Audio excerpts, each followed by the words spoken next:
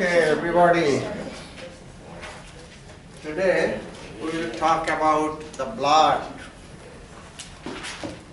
and the diseases related to the blood. First, we will see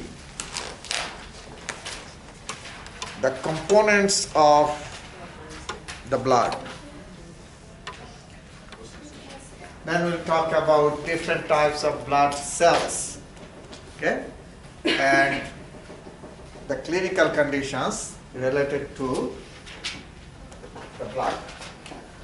So first is, what is blood?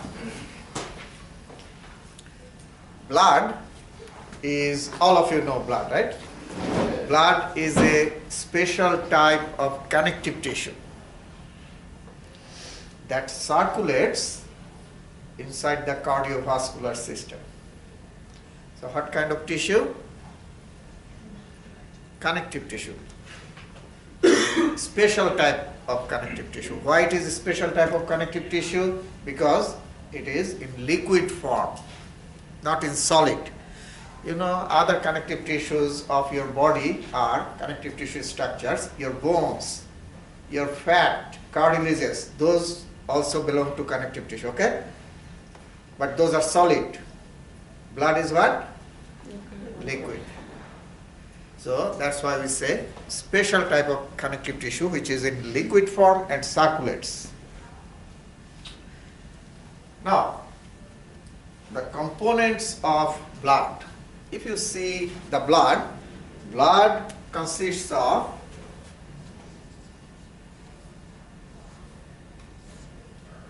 liquid part, which is called the plasma.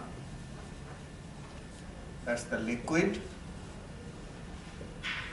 or fluid part of the blood, and the formed elements.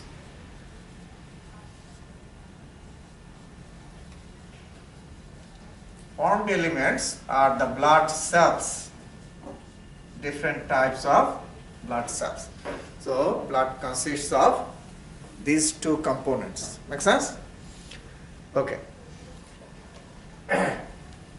In the plasma, since it is the liquid part, about 92%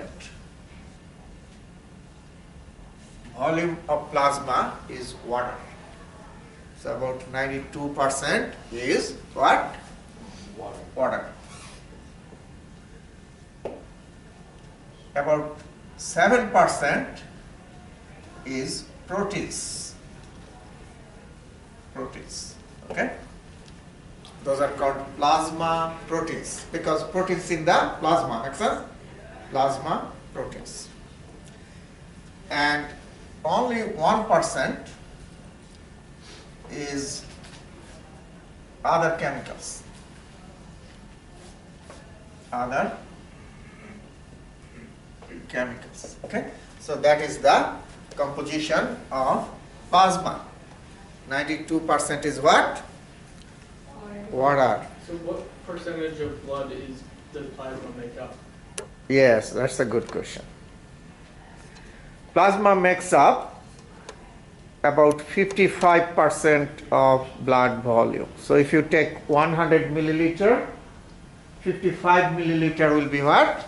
Plasma. And about 45 milliliter volume will be given by the blood cells. Make sense? Between the cells, how many of those are white versus red? We'll talk about that. Okay? So, if you take 100 milliliter of blood, 55 milliliter will be plasma. That means 55%. And 45 milliliter will be the formed elements. Okay? So, if I take blood here in a test tube, okay? This is blood, 100 milliliter here, and you have plasma and blood cells, right? Formed elements. Now there is an easy way to separate the plasma and formed elements that we do over there. Centrifugation. Okay? So if you take the blood in a test tube and centrifuge for a few minutes, what will happen? See, the blood cells will settle, will go to the bottom of the test tube, okay?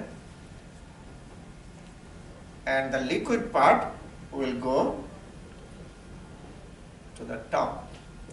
So now, if it is 100 milliliter, what will be the volume of blood cells? 45.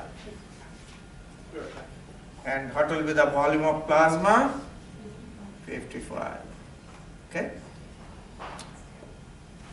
And this volume is called packed cell volume, PCV. Makes sense? Packed cell volume. The cells are there, right? Packed. This is important that you measure this volume. Just think that if someone's blood cell count goes down, right? If you do this, right? Separate the plasma and blood cells. If someone's blood cell count goes down, this volume will go down. Make sense? So if you see packed cell volume, which is also called hematocrit, write down this one. Hematocrit or packed cell volume, volume of the blood cells. This measurement is very important. If someone has anemia, okay, red blood cell is really low, okay. So if you do this, you'll see packed cell volume or hematocrit is low. Make sense? So we can tell that person's blood cell count is less. Make sense? So it is important. Okay.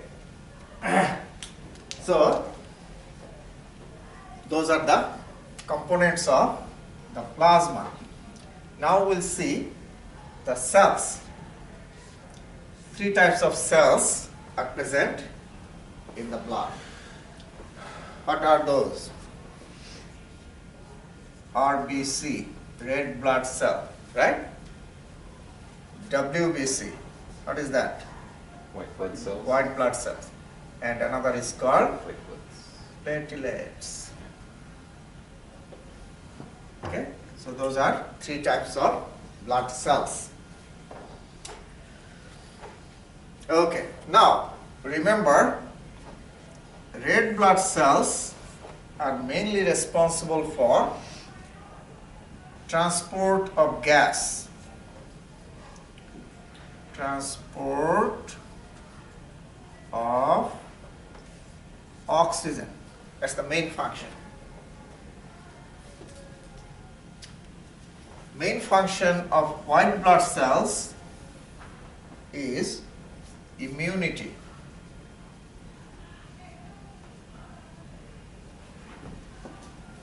Is it clear?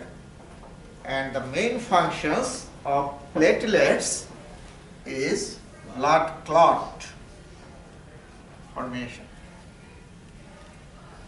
So 3 types of blood cells perform 3 different functions. Is it clear? Okay. Red blood cells transportation of oxygen, white blood cells immunity, platelets formation of blood clot. Okay, good. So now we'll see the proteins in the plasma. What are the plasma proteins?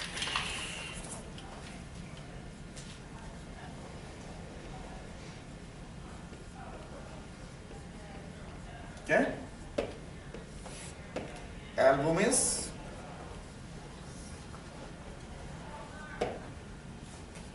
globulins, and fibrinogens.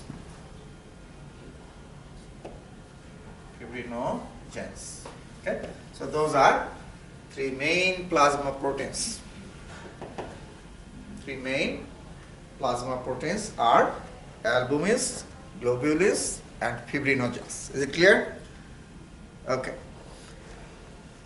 I'll just mention one function of each, not too many. Albumins are responsible for colloid,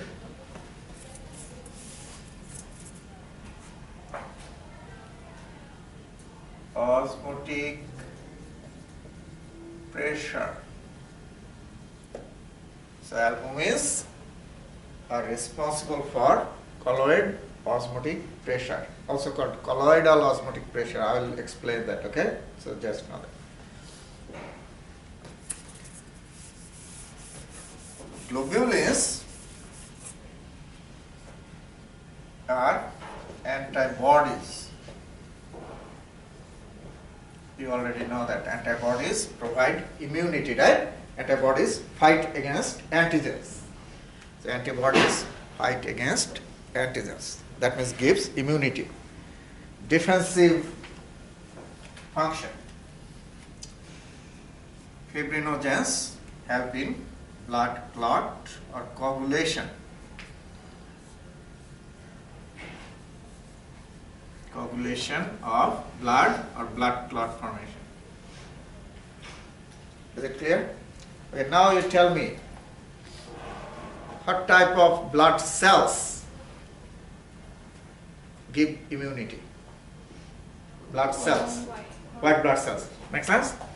Immunity, right? What type of plasma proteins give immunity? Globulins. Is it clear?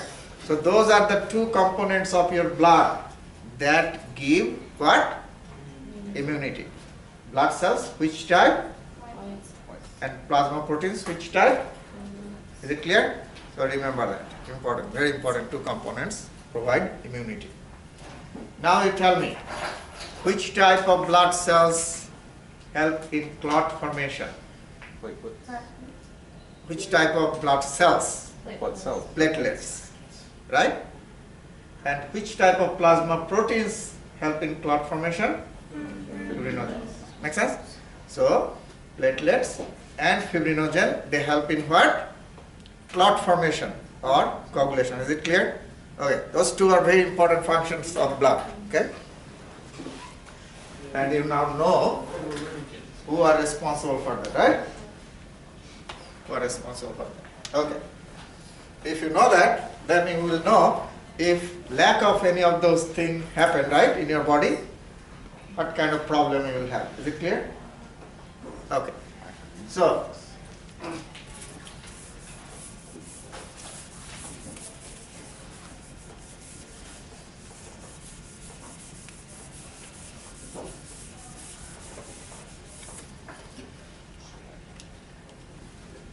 let's move forward.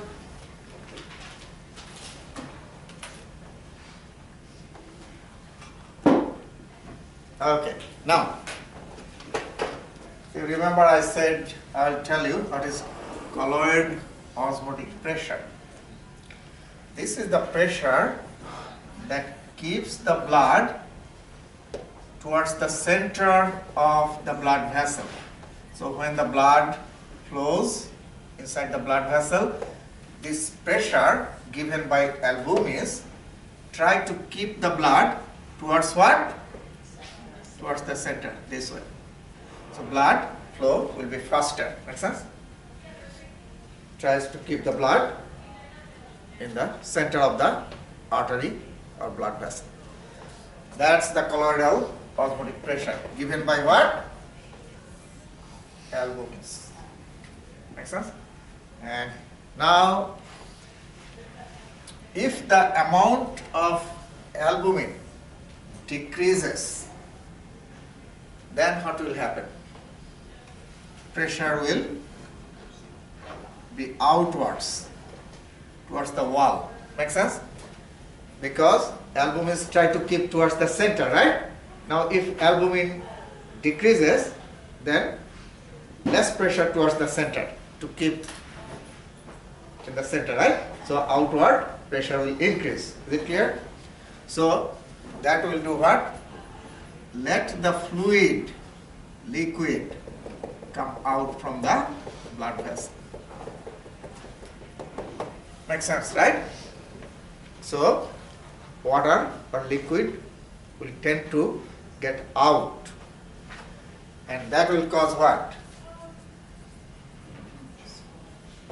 Swelling, edema. Makes sense? Fluid will accumulate in the tissue. If fluid comes out from the blood vessel, right, will accumulate in the tissue, and that happens. Now, that condition is called hypoalbuminemia. Hypoalbuminemia. Hypo means what? Low. Low. Albumin, right? So, in that case, what we will see?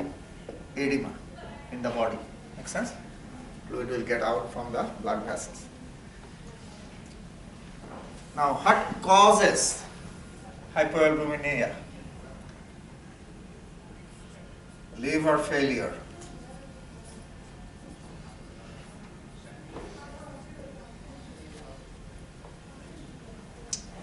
Why? Liver produces albumin. Synthesis of albumin occurs mostly in the liver. Is it clear? So if liver failure, liver doesn't occur, liver cirrhosis, happens, then what will happen? Liver will not produce enough albumin. Makes sense, right? So albumin in the blood will go down. Water will get out from the blood. Liquid will get out. That will cause edema. Okay? That is one. Another thing can cause that, very simple. If your kidney has problem, kidney disease, okay, what can happen? Albumin can get out with urine. Make sense? Normally albumin should not get out with urine, right? Your albumin should not get out.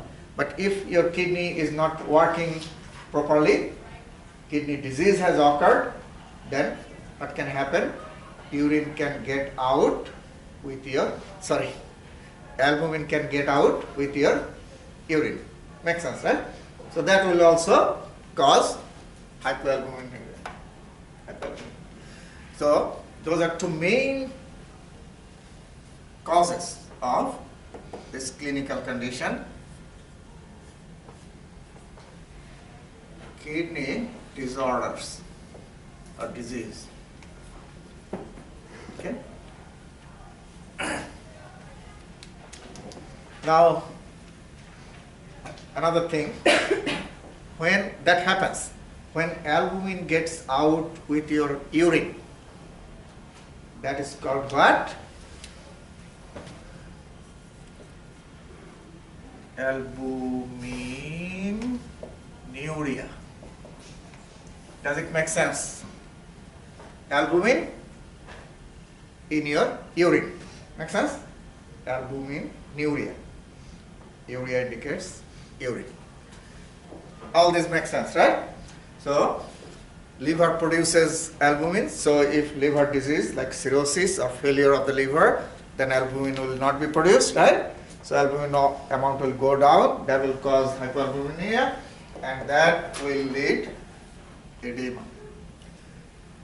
If kidney disorder or disease that causes the albumin get out with your urine, that is called albuminuria, and that will also cause hypoalbuminemia, and that will cause edema.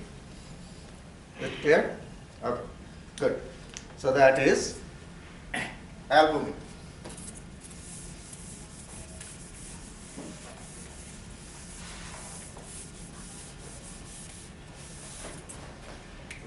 If the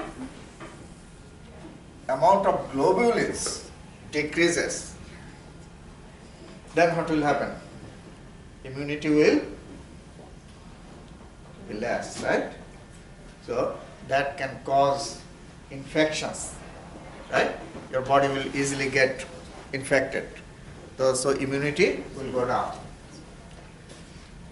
Now you tell me, if fibrinogens or fibrinogens is less in the blood, then what will happen? Blood clot will not be formed easily. Make sense? Because we know fibrinogens are responsible for blood clot formation. Make sense? So that disorder is called what?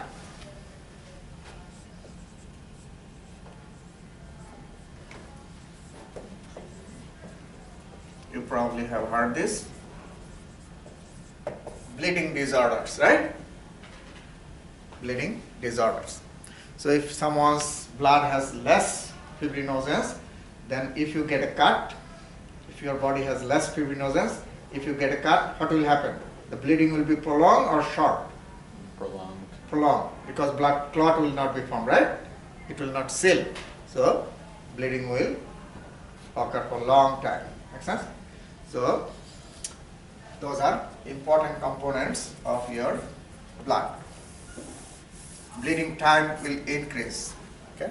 And we can test that person's bleeding time. Okay.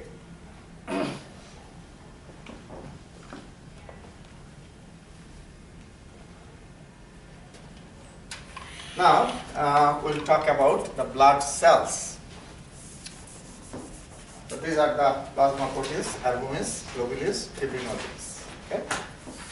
Now we'll see blood cells. First, red blood cells. Okay. And red blood cells are also called erythrocytes.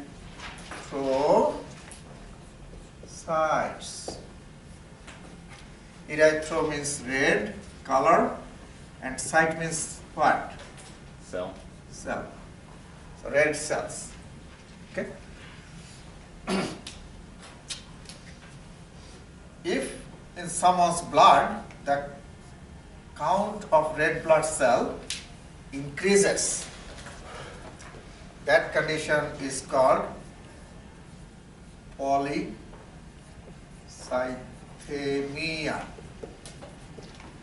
Increased number of red blood cells in the blood. Okay.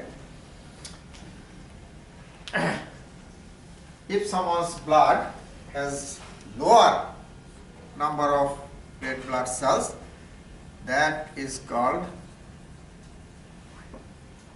anemia.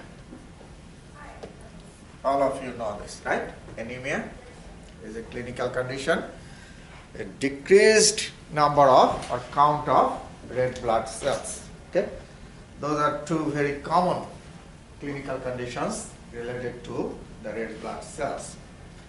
Now, if you see a red blood cell,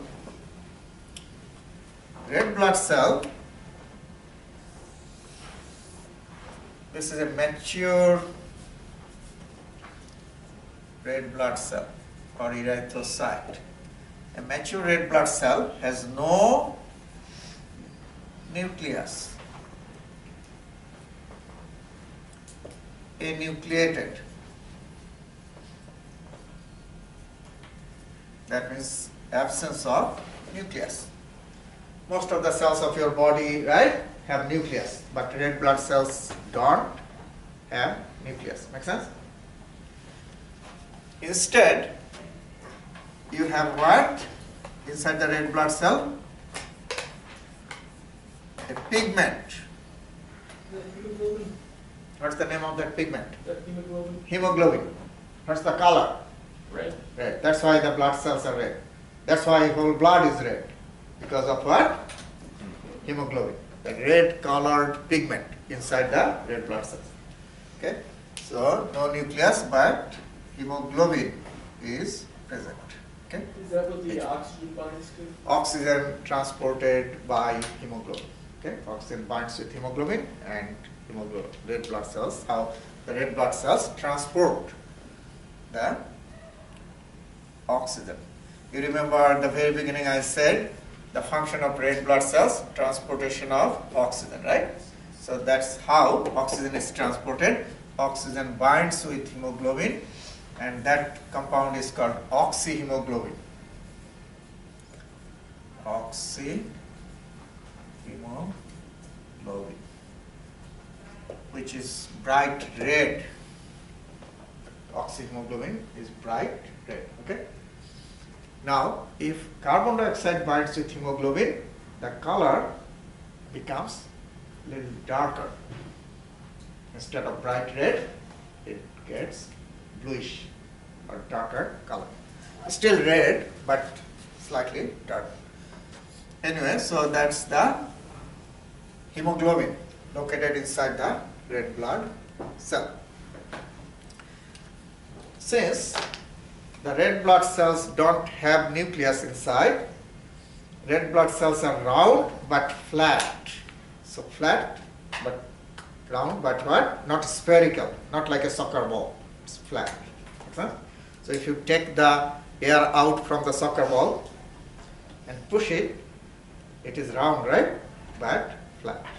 So exactly the red blood cell is like that. Because no nucleus inside, right? So that's why it is flat. Okay. The number or count of red blood cell in 1 cubic millimeter of blood, average number is 5 million. Very high number. Among those three types of blood cells, red blood cells, white blood cells, platelets, the number of red blood cells is much, much higher than white blood cells and platelets. Make sense? Millions. White blood cells in 1 microliter or cubic milliliter, only few thousands. But here, million, right? So you can just think that 100 times more about, okay, the number.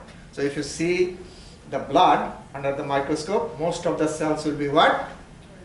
Red blood cells, right? You will see few white blood cells. Is it clear? Okay.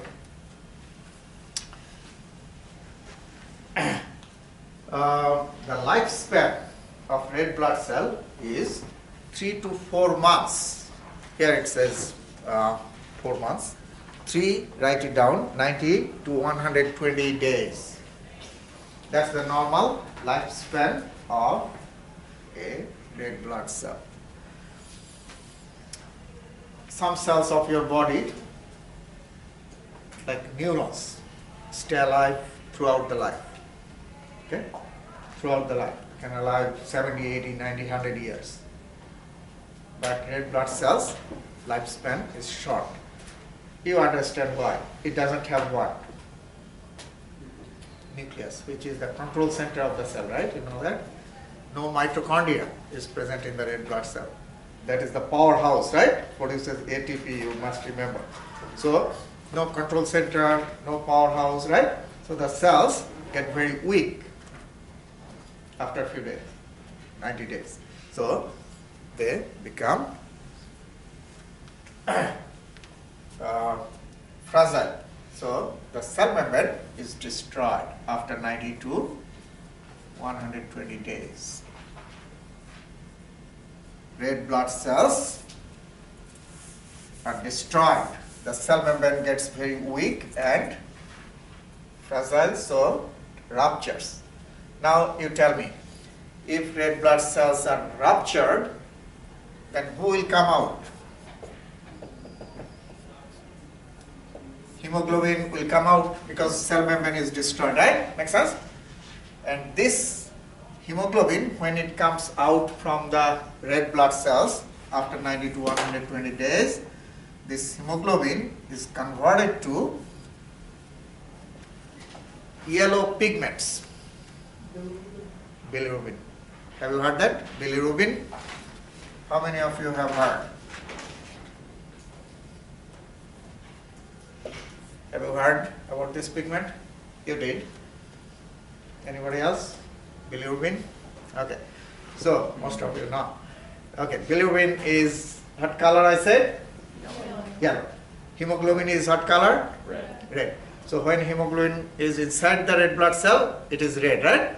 When it gets out, it is converted to yellow pigments. And that is called what? Bilirubin. Is it clear? Which is yellow. and will get out from the body. Get out from what? The body, right? So it's just a waste product, doesn't have a function.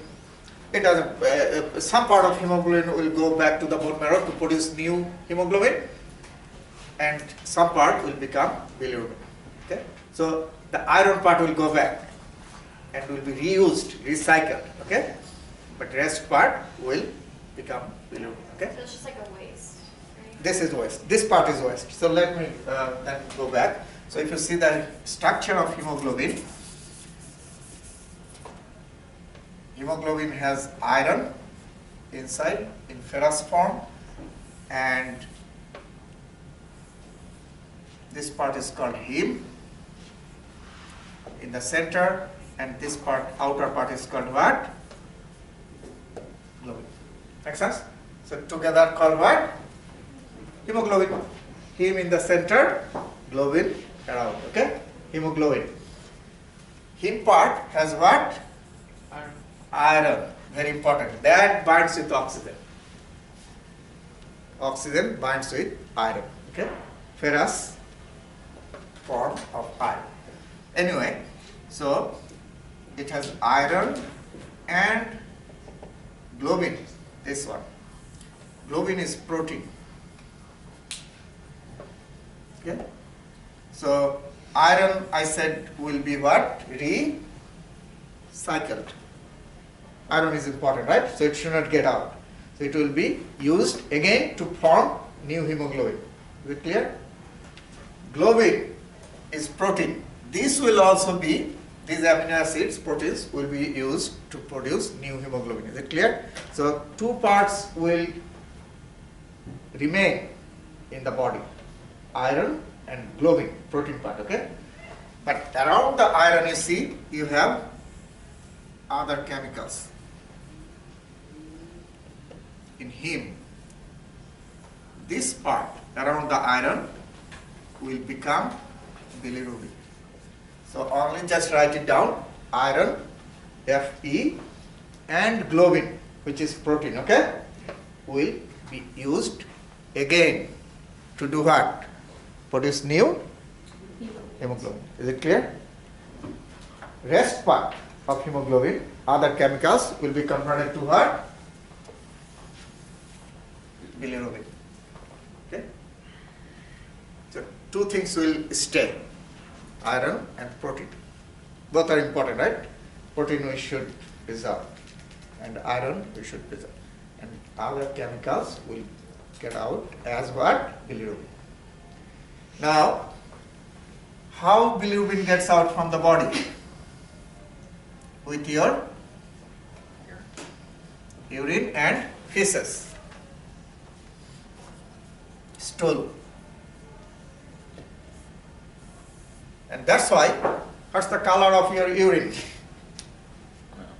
Is it Yellow.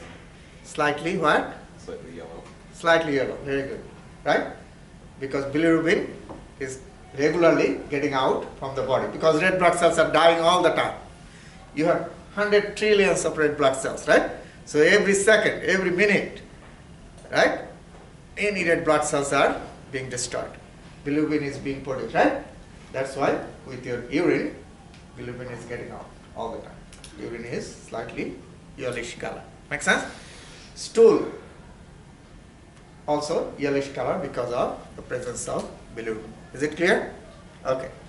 Now you tell me, if bilirubin is being produced in your body, if not if, it is being produced in your body all the time, that yellow pigment, but if it cannot get out from the body, cannot be excreted,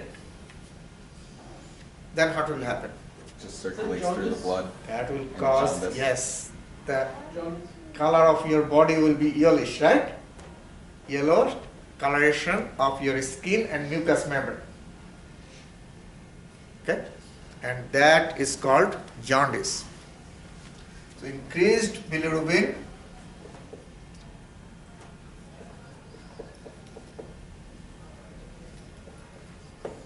will cause what? Jaundice.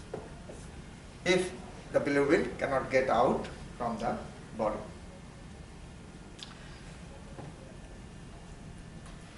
obstructive jaundice. Have you heard that? Obstructive jaundice.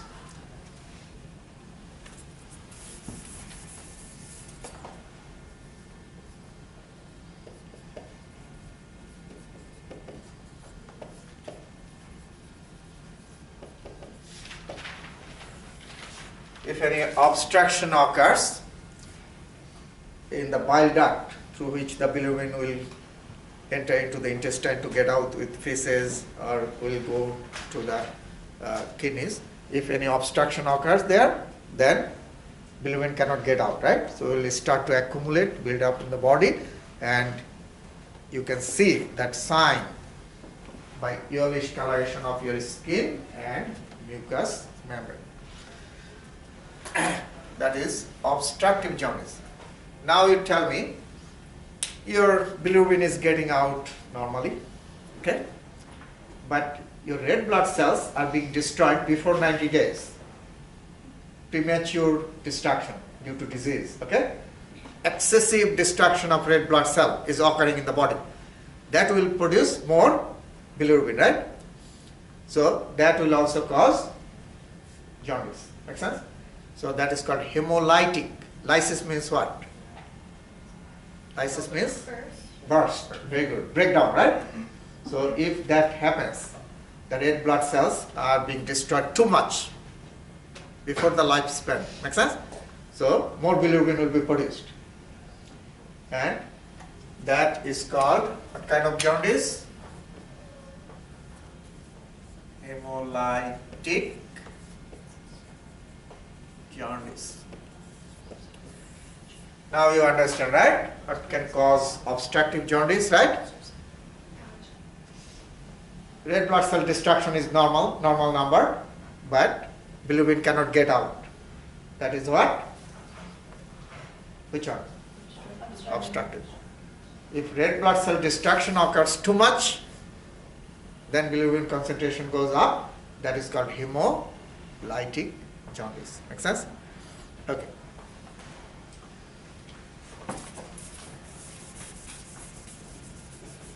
Okay.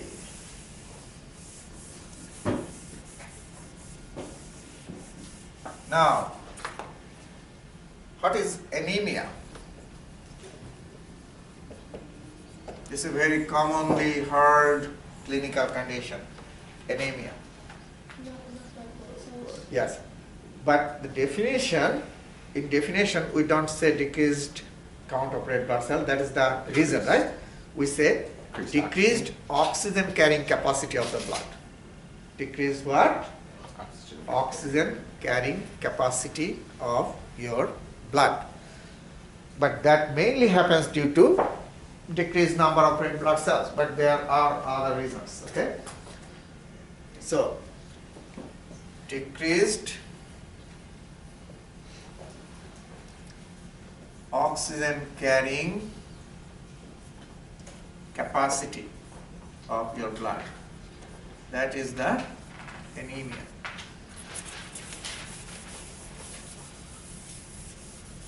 Now, this is the blood of a normal person. These are red blood cells.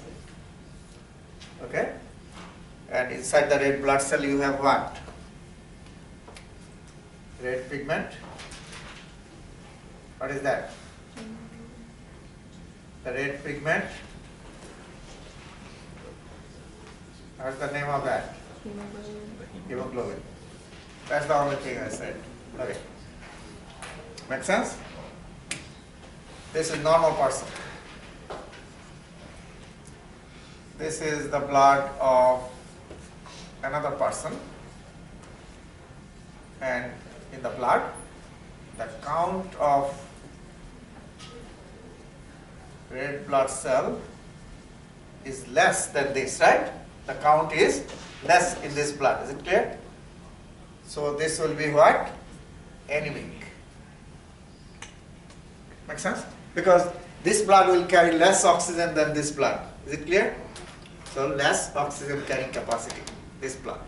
So this is anemia. Is it clear? So decreased number of red blood cell causes what? Anemia. Is it clear? Now see, this person also has same number of red blood cell count, okay? But inside the red blood cell, if the amount of hemoglobin is less, which one has more oxygen carrying capacity, which one has less? The number of red blood cell is same, right? But who carries oxygen? Hemoglobin, right? Hemoglobin. So even the number of red blood cell count is normal here, but inside the red blood cell, the amount of hemoglobin is what? Less. Make sense? So this blood will carry less oxygen. Is it clear? So not only number. Sometimes if you count a number is fine, you can be sure that that person doesn't have anemia. So you have to see the amount of hemoglobin, right?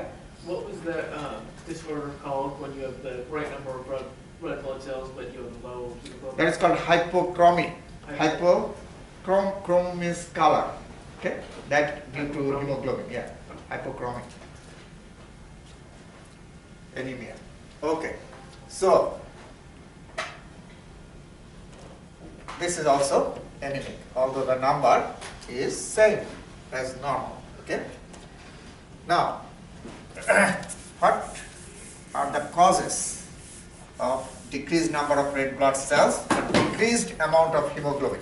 So now we know that anemia could be due to decreased number of red blood cell or decreased what? Hemoglobin. Would be not enough iron in the diet? Yeah, we'll talk about that. Okay? So, is it clear? Okay. Now you tell me, what can cause decreased number? First let's talk about this. What can cause decreased number? First is, if someone got an accident, sudden loss of blood. Loss of what? Blood. If blood gets out from the body, in your blood, the number of red blood cell count will go down. Make sense? Now, blood loss could be two types. Acute and chronic.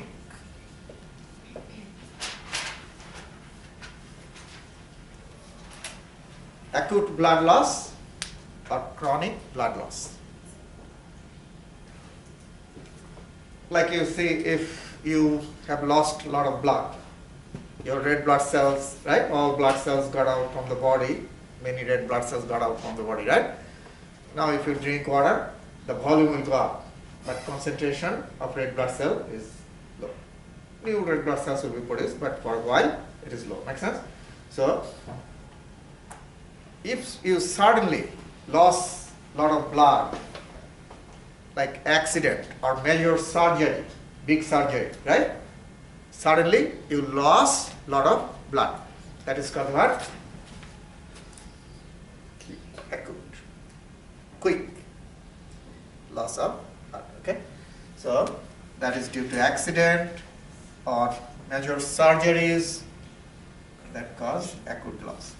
Now chronic, for a long time, slowly, small amount of blood, but continuously leaking out, getting out from the body. Can you give me an example? What can cause chronic loss of blood?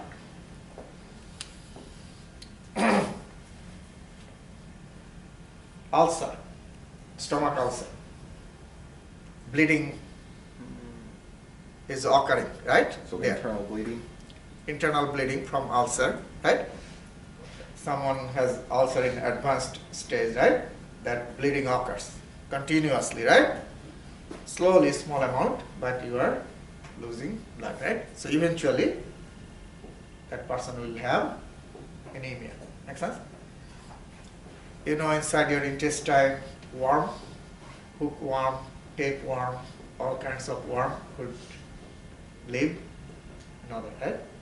And they live by sucking your blood, you know that, right? So if someone has worm inside the intestine, that can also cause chronic loss because they can reside year after year, okay? And will continuously suck your blood, okay? That person will have chronic blood loss and anemia, okay? So that's due to blood loss. Now, red blood cell count can also go down. Who produces blood cells? Anybody? The red bone marrow? Red bone marrow. Okay? Just know that blood cells are produced by what? Bone marrow. I think many of you know, right? Bone marrow produces blood. Now, if someone's bone marrow